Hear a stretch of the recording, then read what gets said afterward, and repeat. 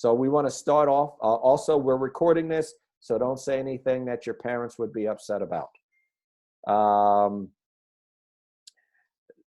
Here we go. And so we're happy to have today a good friend of mine, Carl SanFilippo. Carl is the broker owner of RE/MAX First in East Brunswick and Cranford.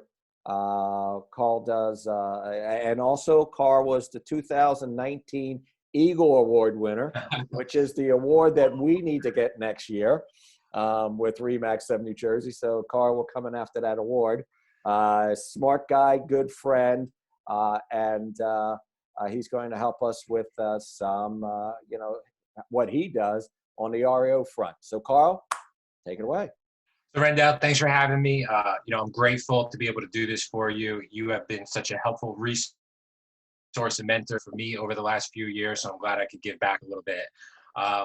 Again, everyone, thanks for coming on the Zoom call. Like Rendell says, I'm broker owner of a few RE/MAX offices, but I first got into this business doing REO, and then involved into the broker status and everything else. So I'm going to share my screen here. I have a little bit of a presentation I do. I've been listing and selling REO properties since 2007. So I've seen many different REO markets along with many different real estate markets. I've listed and sold in the thousands of REO properties at this point. I've built teams around me, everything like that. So what I want to do is just kind of give you some of the knowledge I have about how to work with REOs, where I see the REO market heading, especially with what's happening, and as well as ways that things I did to become an REO agent. Because I know everybody probably listening to this is thinking of a time that they tried to get an answer from an REO agent and felt like they couldn't. And it was very frustrating. Or you're trying to get the availability of an REO property and nobody gets back to you. Like I know the frustrations agents go through dealing with REO, so I'm trying to help with this a little bit. So a little bit about me is I started my real estate career in 2006. Before that, I actually worked on 123 Broad Street in Philadelphia. I was living in Manayunk. I graduated from Lehigh University and I had my job. I was living with some of my friends in Manayunk. I was working for I was working at Ed Rendell's private office across from the Bellevue. I hated every minute of it. I really did. I thought it was going to be my dream job. I thought it was what I wanted to do. But I called my parents. My mom was in real estate. I said, "Hey, Mom, I'm moving home." There was a lot of silence on the other end of the phone when I said that. But I said, "I'm moving home. I really want to get into real estate." And the broker I worked for, it was about 2006, said, "Hey, listen, I think REOs are going to come back in a major way. I think it's an avenue that you should tackle that I think you would do great at." So in 2007, I worked from April 2006 to February 2007, 50 hours a week, burning, turning phones, trying to build an REO business without one single closing. And then 2007, it all came together. And in my first calendar year, I did over $12 million in volume, basically just doing REO. So I'm going to talk about what I did then. I also went through a little bit of hiatus when I started working at RE/MAX and I bought my office where I couldn't do REOs. And I actually had to end up rebuilding the REOs, and we rebuilt it to a point of over 200 properties in our pipeline. So pretty experienced with it. This one, I love quotes. This is a quote from Richard Branson. "Any fool can make something seem complicated. It's hard to make something seem simple." So really what my goal is today is to make this simple. I don't want to make this confusing. If you have any questions, feel free to reach out to me. You could call me, email me, connect with me through social media, and I'll be happy to share the slides. So an expert in any industry knows what is happening, knows why it's happening, knows how it impacts the consumers, and how to simply and effectively explain it to your client. So I think this is actually very important now, especially what's going on with the COVID-19 and what's happening with the market. But even if you're just doing a buyer consultation and you're just working with a buyer, you need to be able to explain to that buyer intelligently what's happening in the market. What happens if they want to see an REO property? Because I'm sure as dealing with buyers, you've all come across that buyer who's found the obscure property on an auction website where the price is $60,000, but the opening bid is $60,000, but the house is really worth $300,000, and they think they can get a steal on a property. Right. And then when you come into the reality of exactly what the process is, they get a little bit discouraged. So I always stress to the agents in our office and anybody that I'm doing this training for is educate your buyers about the market, educate about the REO market, educate what happens during the process if you are interested in a foreclosure. Because I always say is in this business, issues happen when expectations aren't being met. So the more information you give and the more expectations you can give your buyer or your seller, the easier time you're going to have dealing with that person during the transaction. So REOs versus short sales. And I know this group, you guys, 99% of the people will know what this is. But I can't tell you as an agent that's dealt with REOs, how many times I get emails from the bank, from other agents asking questions like, is that price approved by the bank? How far are you along in the process? And I'm like, this is an REO. This is not a short sale. I'm like, if you come in at full price, the bank will accept it. Or I get the questions like, how much was owed on the mortgage? I'm like, well, probably more than what we're listed for. So none of that has to do with it. And I always like to say too, is banks don't always work by common sense. They work by guidelines. So even if you're doing short sales, the more you know the bank's guidelines and the way they want things done, the better off you're going to be at processing that short sale.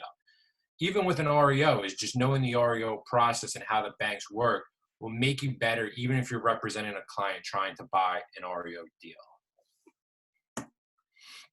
Right, this is a stat, this is actually probably a year old, but it still stays true. I mean, New Jersey does have, it tinkers between 1 and 2 of the highest foreclosure rate in the country.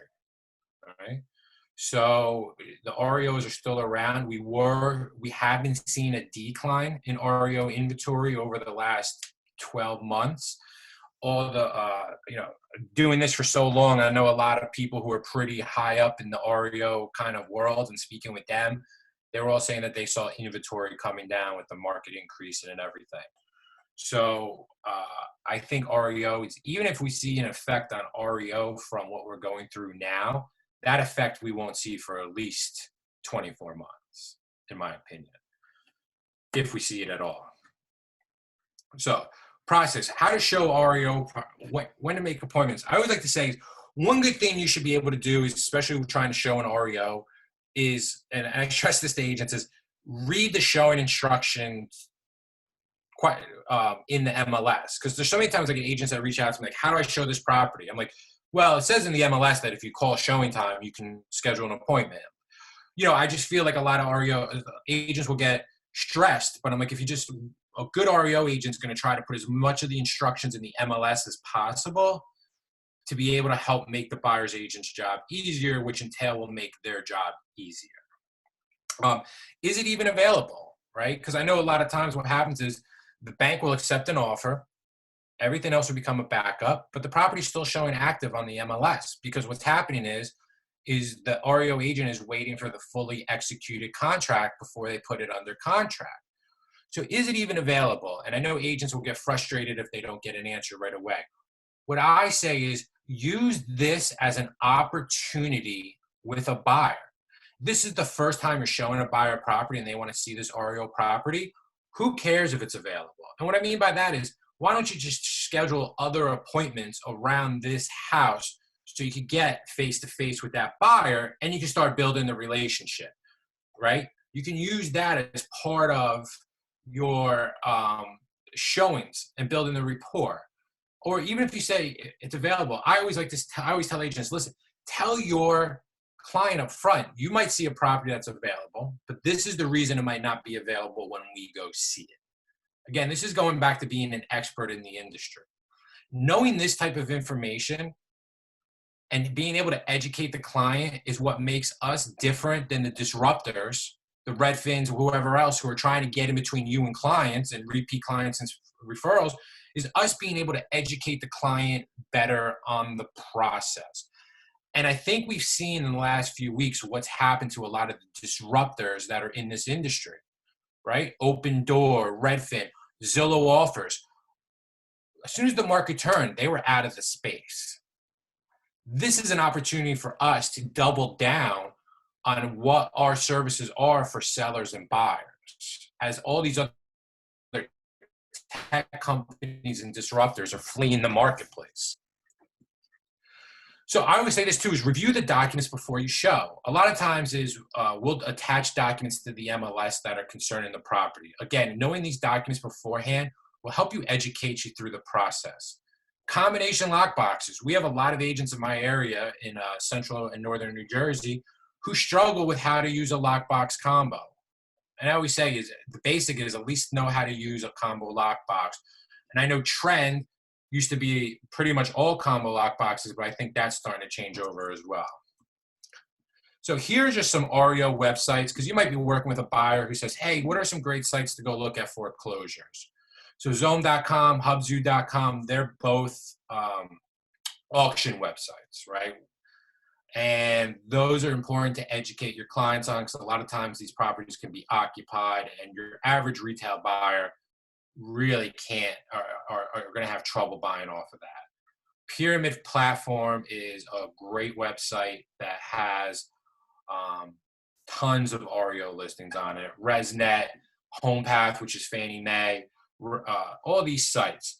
So what's interesting too is happening is, and I think this is good for the industry in general, is I'm sure you've seen now is most of the offers, the agent, you have to upload yourself onto Accelerus, onto Pyramid Platform, Prop Offers. I, as an REO agent, think this is great because a lot of times agents question whether or not we've actually submitted the offer. When we have, here is you're submitting the offer. You're getting an email confirmation that you've submitted the offer. And it keeps a record of it. You know, I had an instance about a couple months ago, the real estate commission came into my office saying that someone said that we didn't submit their offer. And all I did was pull up one of the site that it was submitted to and said, listen, the agent submitted it themselves. Here it is. Here's the rejection from the bank. I'm not even involved in that part. I come back into the picture once an offer is accepted and I send out the addendum and everything. So if you're not familiar with how to submit offers on Prop Offers, Accelerus's SPS REO site, you should really learn how to do that. So when you're dealing with the client, you're not hitting hiccups without how to submit that offer, because a day or two can make a huge difference in an offer on an REO. So again, we went through the making offers. Again, I always say, set the buyer's expectations. And this is so important, whether it's an REO property or before COVID, where everything would go on the market and get multiple offers. Setting that expectations with the buyer makes your job easier in the long run. Financing. I'll get agents that will submit an offer on a property that has a hole in the roof and the roof is tarped and they want to submit an FHA offer.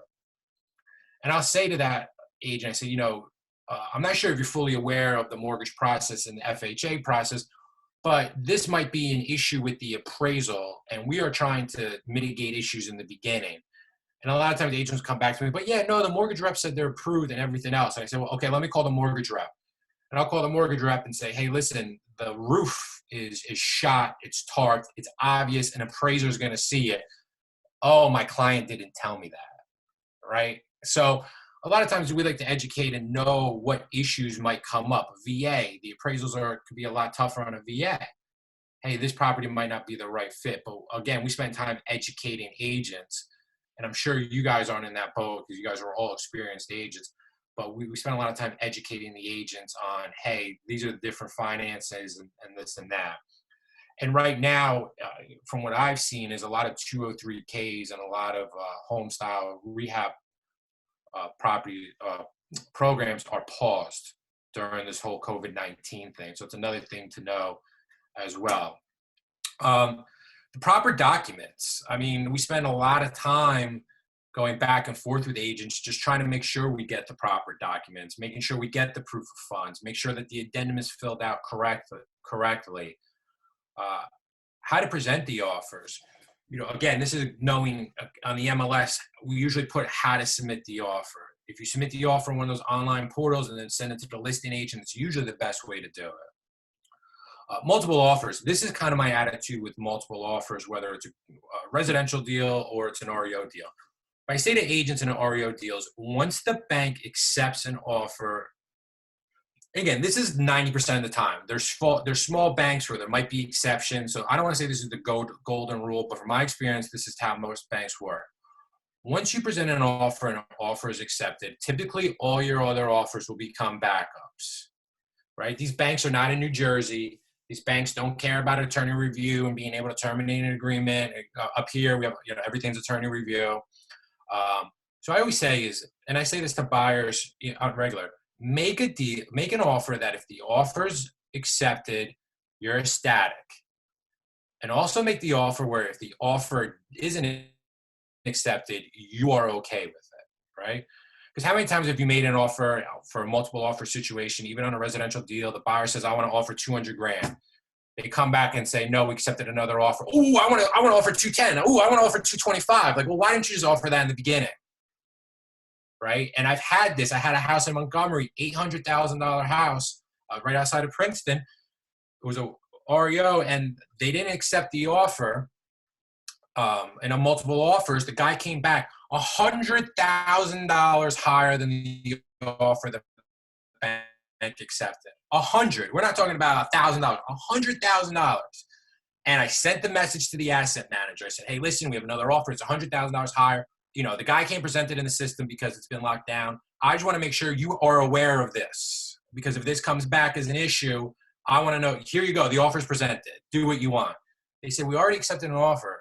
Doesn't matter, it's $100,000 higher. And the guy went berserk. Called the bank, said I didn't do this, said I didn't do that. I wasn't worried because I presented the offer to the seller. Here's my email saying here's $100,000 higher. No, right? And people would think, well, why wouldn't they want to take it? Because the bank has guidelines. The bank has rules. So it's really important that when you're making your multiple offer that you set that expectation to that buyer that this is your one shot. Right? Dealing with it, offers accepted to close. One thing is if it's wintertime, the houses get winterized. The bank will typically de-winterize the property. Sometimes they ask the buyer to pay for it. But as an agent, what I try to do and stress as a buyer with a buyer is, hey, listen, the house is de-winterized. Let's try to get the appraisal done. Let's try to get everything done right here. Well, what happens if I don't want to pay for an appraisal if the inspection goes bad? Listen, you're purchasing a house. Is an extra $400 to make sure that this goes through, because what happens is that the house gets re-winterized and the appraiser comes in. It could just delay everything, right? It's about working efficiently when you're on the buy side of an REO. It's about communication. Hey, let me know when the house is de-winterized. Run by and check. You can do all that up front. It saves you time at the end. The time it saves you is you can go work on another 2 deals, right? REO deals are more work. But you can get clients their house that they want. You can get an investor the house they want. But it is putting in that extra work. So that's my biggest thing is try to take advantage and try to be as efficient as possible. Because as an agent, you want to make the least amount of trips to that house as possible. So you can take that time to focus on doing more deals. So I get this question a lot. Hey, Carl, I want to list REO properties. What do I do? I tell people, and I'm going to be frank, the reason I tell people is I know half the people I tell aren't going to do anything and take the actions that they have to, right? Most people want to hear, oh, all you have to do is go sign up on Pyramid Platform and you're going to start getting sent properties. It's not how it works. Just like it's a relationship business, just like any other business, whether it's residential, commercial, or anything else. So I want to list REO. There's the BPO myth. There's people I talked to said, oh, I'm going to do 100 BPOs for this company, and they told me I'm going to get listings. And I say, I'm going to be frank. I've listed probably at this point 1,000 REOs. I have never done BPOs to get into an REO account. I mean, I've done plenty of BPOs for the properties that we're holding, or for an account that we list properties for and they want to get a second opinion on price, or they might reassign it. But I say, doing all those BPOs to maybe get an REO account is really not efficient with your time, right? I'm all about time efficiency, right? You can make another Bill Gates could go out and make another $25 billion. Bill Gates can never be 25 again. So it's all about being efficient. And I've seen agents run down this gamut of the BPOs with the hope of getting REOs, and you might, but you also have to balance out the time you put into doing all these BPOs. Was it worth the one listing? If you had spent that time prospecting expireds or FSBOs, would that have been a bigger return?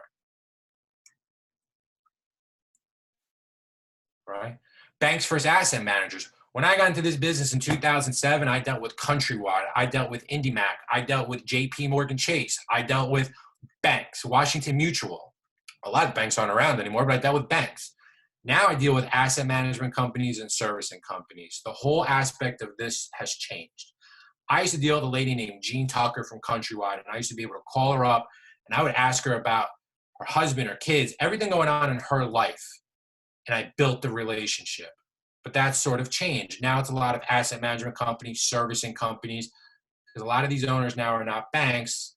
They're hedge funds that own large pool of loans.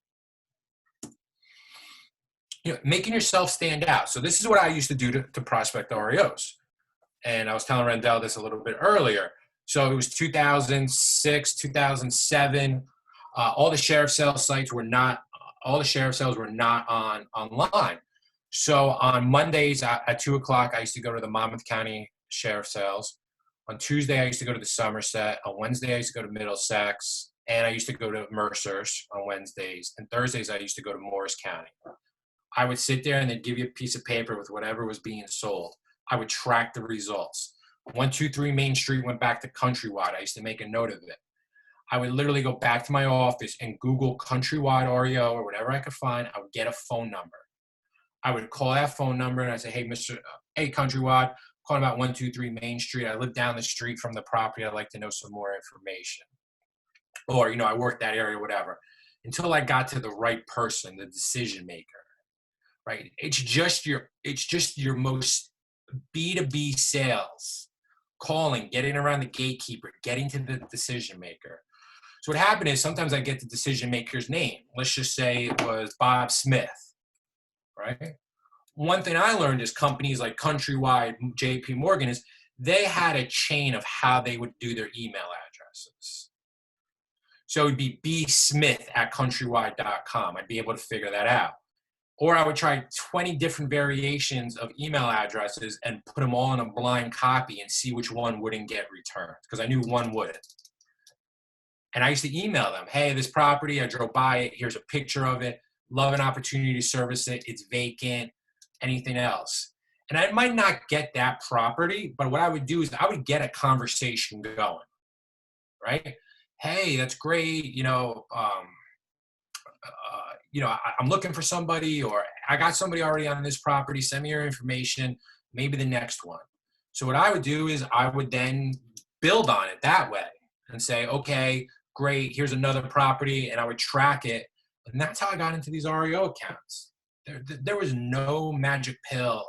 I didn't just register on a website and properties started coming to me. I started building relationships with the decision makers. And did somebody hand me a list saying, hey, these are all the asset managers in New Jersey, go at it? No. It took me 8 months of hard work to build a list and to build relationships. And then like any other sales, I started getting, hey, I work with this great agent in New Jersey. This person also gets New Jersey properties. You should give him a try. And I used to get referrals. And that's how I built it up.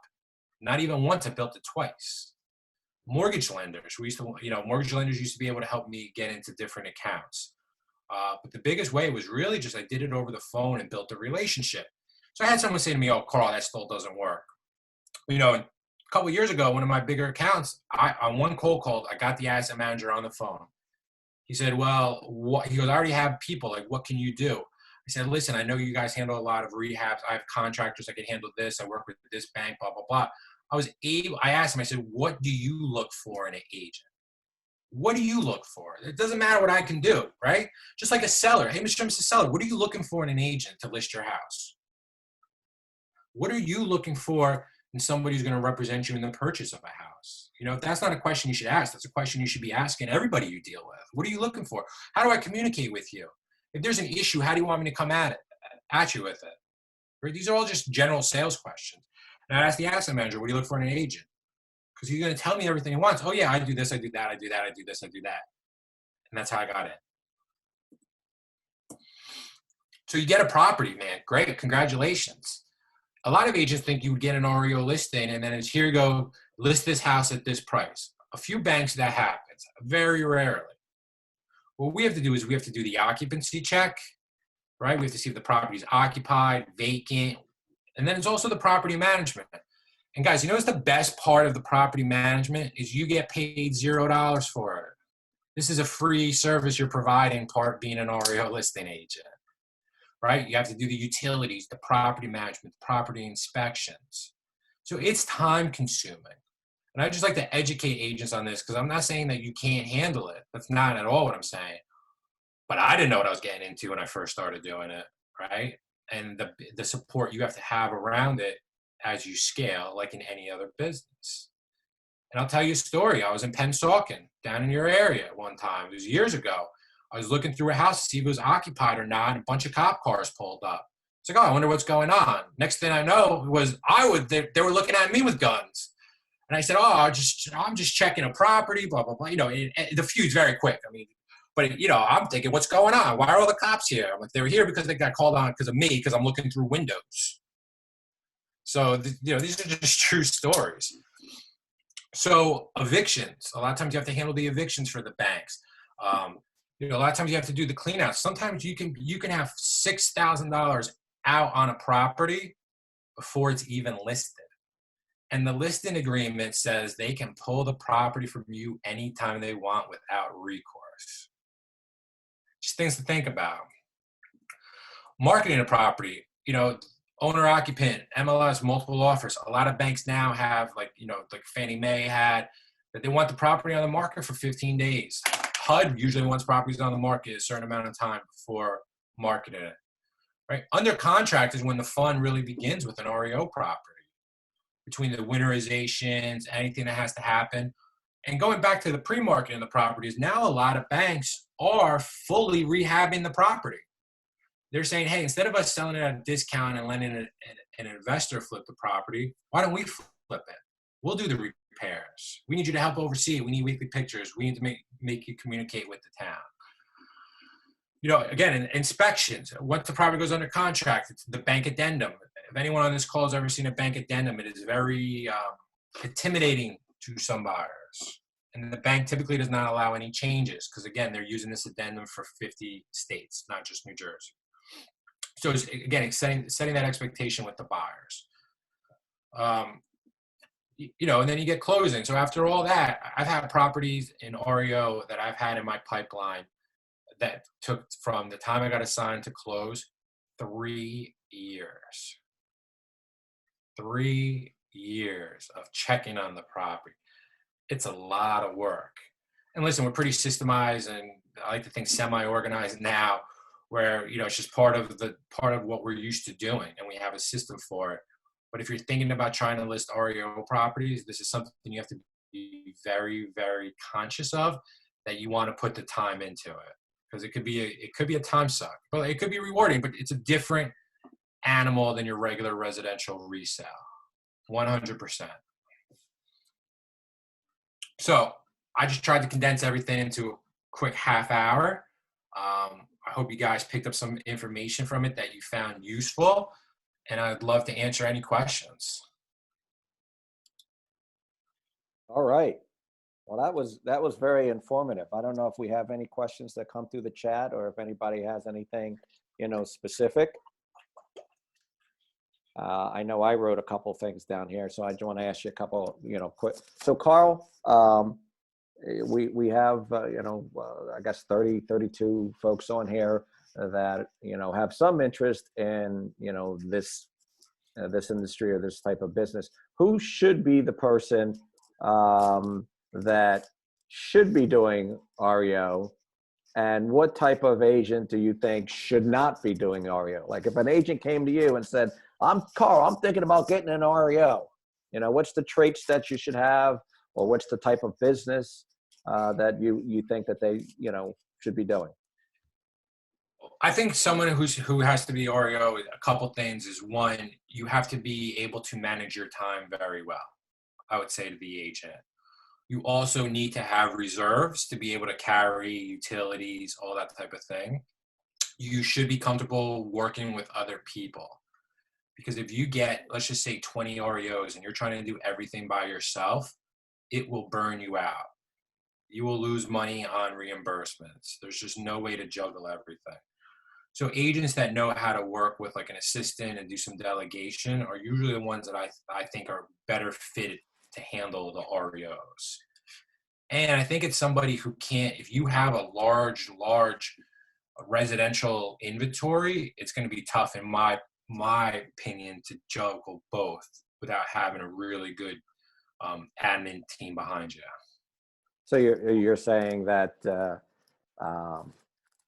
you're going to need some admins that are going to help you manage all of this. Correct. So tell us, like, how does that structure look? Do you actually go out and view all these properties, or That's do a you good question. do the BPOs, or are you hiring virtual assistants? How do you handle that? So we have two licensed people on our team. The two licensed people, one does all of our road property management work. He deals with the contractors, getting the rehab bids, dealing with any type of issues like that. And then we have another licensed who handles the questions from the agents, because I don't want to be the REO guy that nobody can get in contact with. Answers the questions, helps submit the offer. We have right now we have one virtual assistant. So with that virtual assistant, we'll help with tasking. We'll also call the utility companies. We have a process that anytime a property comes in, we call the town. And when we call the town, we check Oprah's, open permits. I don't like surprises. So we try to get as much information as we can up front to make it, because again, it's all about time management. Let me spend the time up front. When we go out to a property, we have systems of exactly what we're doing, because I want to limit the amount of times we have to hit the property, right? So it's really just all that's how our structure is. And then I kind of oversee everything. My one person on the team kind of reports to me, and I go in and talk to the asset and do all that. I think Tammy has a question. Let me unmute Tammy. Tammy. Hello. Hey. How is everybody? Good. So I have a good. I have a question for you. So I noticed there's a couple markets that I do business in, and it seems like sometimes, not all, but a lot of times the REO agent doesn't always know the area. How important and crucial is that to getting if you want to be in that business and you want to take on the majority of the business? If you're an expert in a given area that has a large amount of REOs, does that make a difference when trying to sell yourself to the individual banks? Well, I think what the advantage is if you have a large inventory, you kind of know what asset managers are looking for. You know the process. I always say my job is to make the asset manager's job easier. And that's what the asset manager looks at the agent. So even if I don't know the area, but if I could talk to the asset manager and intelligently explain our process and how I can make their job easier. I used to deal with a bank. They're not around anymore, but I used to be their only REO agent in New Jersey. So I sold properties in Villa, which is outside of Wildwood, which I never heard of until I got the property. And I had sold properties up in Teaneck. So literally from one end of the state to the other. But the reason they gave it to me, and I said, one day I even asked them, and I was like, I don't even know why I'm asking this question. But like, why do you give me all the properties in New Jersey? Because they said, Carl, when we give it to you, we know it's handled the way we want it, period.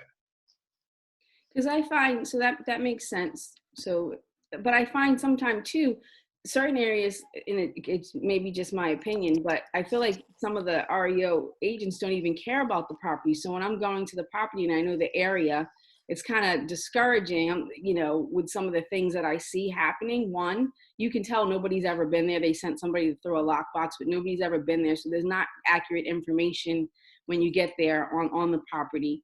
Then I also think about just trying to facilitate and get a deal done. Sometimes the people don't even know how to work in that particular that city. They don't know. So you find the property comes back on the market, and it just seems like a lot. So I feel like one of the areas I'm in, and with somebody I'm getting ready to do some business with, that maybe this could be a focus that we could be, but he could take over that portion of the focus if we can get into the market.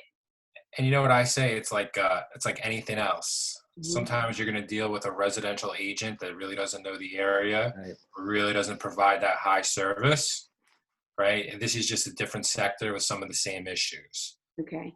Because I know agents have difficulties with some, even on the, I can't get this agent to call me back. I'm presenting the offer. They're listing a house in an area that they don't know. Why are they listing this house? It's not priced right. They have the wrong model. Mm-hmm. So it's the same, we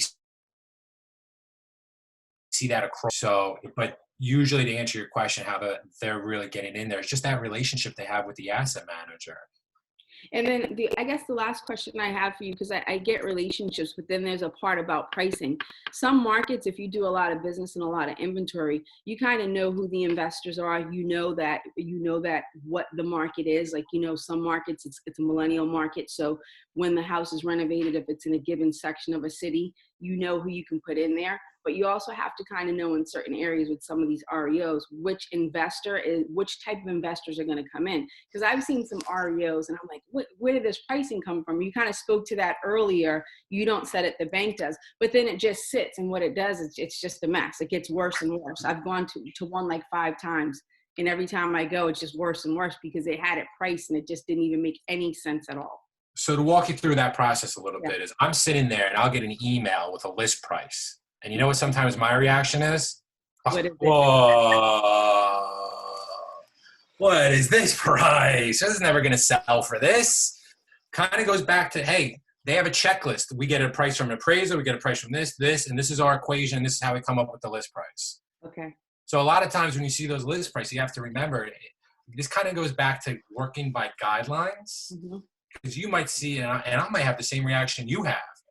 And then people are like, oh, this REO agent, he doesn't know what he's doing. It's like, I agree with you, but it is what it is. So how do this will be my final question. So, because appraisal, that's true. It's a big deal. So now that you're telling me that it works with, they might have 1 to 3 appraisals or something to that number, I think you just said. So how do they select the appraisers? Because some markets, some appraisers shouldn't even go near that market. They shouldn't even, and I hate to talk negatively, but it's just the reality of what I see and what I deal with. So their numbers sometimes, they'll take a number and you could go 7 blocks over and it's not the same area. So you really can't. And again, this is a challenge that you have in either regular residential real estate sometimes with appraisers. But it's just, there's appraisal management companies and they put the order through the appraisal management companies, or they'll get 3 BPOs, broker price opinions. That's why I said, watch out for the BPO strategy, because sometimes they're just given, they'll pay a company $100, they pay the agent $35 and, give us drive-bys and they'll work off of that. I mean, every bank's got different systems, but as the listing agent, you aren't the one that just sets the price. So does it happen where when they send out the BPO or the appraiser, because I actually have a property that's on the market, and I've had an appraiser call me a couple times before the bank. So we know what that means. They're getting ready to kind of put their ducks in a row, so to speak, to start foreclosure. But with that being said, he's called me. So there's obviously an appraisal before it happens, which is the BPO piece. But then the additional appraisals, is there any point during the transaction when you come in that you're able to meet or be present when the appraiser's there, or do you just kind of let it flow and go by itself? I mean, it all depends. I mean, sometimes we don't even know the appraisal's happening because the bank has the entry information. It's all really a case-by-case scenario. A comment on that. Thanks, Tammy. But I just to kind of leapfrog onto that same thing. A lot of this kind of works itself out because, if the property is overpriced, eventually the market will dictate what it sells for. It may just sit. So you're right that an appraiser from outside the area may not know the area and may put a number on it that's going to make it really hard for Carl or any other REO listing agent to market that property. But eventually, if they're doing their job right, they're going back to these people on a regular basis and saying it hasn't sold, here's some new comps, I need a price reduction. And we, as the buyer's agents, we're telling our buyers, I've done the comps for you. This is what it's worth. How much is it worth? I think, Carl, you said it. You want to put in a number that if you get it, you're happy. And if you don't get it, you're still happy because you didn't, you didn't want to offer more. Right. So that's what the market is. It's worth what a buyer is willing to buy and the seller is willing to sell it for. So those things will tend to work themselves out. And if somebody overpays for a property, hopefully it won't be our people. Let it be, someone else's people, because those are the houses that you'll see come back on the market again, because we couldn't get, the bank, the new mortgage company's appraisal, to be able to get the funding on that particular property. So it all tends to work itself out. Thank you, Carl. I appreciate you. You're welcome. Good luck. Thank you. So, yeah, and then Carl, you said something about, I picked up BPOs. You're not doing any BPOs to pick up listings. No. Unless you already have the client. So someone that calls you up and says, I want you to do a dozen BPOs all over South Jersey, and I'm going to pay you $25 per BPO. That's never worked out for you. Yeah, I won't even take it. I mean, I get solicited all the time. Hey, we'll pay you $50 for this, that. Thank you, but right now we're just not accepting these. Okay. If you're doing the BPOs because you want the income and things like that, I get it. But as a strategy to get into an REO client, I've just seen it rarely work for the amount of time you have to put into it. So you're better off, as you said, just getting on the phone and calling up some of these companies and, keep calling until there's an opening. Yeah, right. And then when you get onto the list, it's right, how to make yourself stand out. So, and the banks are getting more dense with their assignments. So most banks are moving towards, hey, we want you to be within 20 miles of the property or something like that. We see that more than it used to be. And how about these companies that come out and they send you an email that says, hey, jump on our list, 5-star this, or REO masters that they send you an email that says, if you sign up with us, you're going to be, on the list for these REO companies. Is that? I've never paid to be on a list or anything. There are some things like ResNet. To be able to get properties, you have to pay for their enhanced package or whatever. So I have paid for that, but that hasn't gotten me the REO. The relationship with the client on the platform has gotten me the REO. So you need the platform to do the business. The ResNet works, but some of these other jokers are just, take your money and go type of things. Yeah, I've never paid. I mean, I'll pay, like I said, I paid on those websites because the client told me I had to be considered. Right. I never paid. I get the solicitations too. Like, hey, jump on or call. Chase is allowing new assignments. And then I'll get an email from the actual bank who says, hey, we know these solicitations are going around. This is not our representation. Okay. That's good. Well, do we have any other questions down in the chat? I know we wanted to keep this to about 45 minutes today, and we're running at 46. So if anybody has anything, 5, 4, 3, 2. Carl, I want to thank you very much. Again, it's always a pleasure to have you on board and to talk with you. This is good seeing you face to face. Also, it's been a while. I'm seeing you got a little scrubbiness on your face today, but that's because I got high def going on. But that's because I've been home with a 3-year-old. That's why I'm scrubbed on the face. Keeps me busy. And I do appreciate all the help and that you've given us. Carl's been really good and getting me up to speed on Zoom and some of the training that we've had. So that mentoring has gone both ways. So we really appreciate you coming out. I'm sure everybody here does. And I want to kind of thank you and guys. if we could just do a thumbs up for Carl or a little bit of applause, I appreciate it. Thank you very much, Carl. Thanks, Thank everyone. you. Yeah. All righty. And this will All be right. taped, and we'll be posting this again for folks if you want to see it again, or if you have. Oh, I also forgot, Carl. Can we put your phone number on it? Have you already left us? Did he leave? He's gone. Left? So just remember, guys, Carl is up in the East Brunswick area. So if you want to send any referrals up to him, I'm sure that would be good. That's Remax First, and if you need him, you can always give me a call. I'll give you his number. But he's got a good company up there, and I want to thank you very much. All right, guys. Talk to you later. Thanks, Rendell. Ready. Thanks.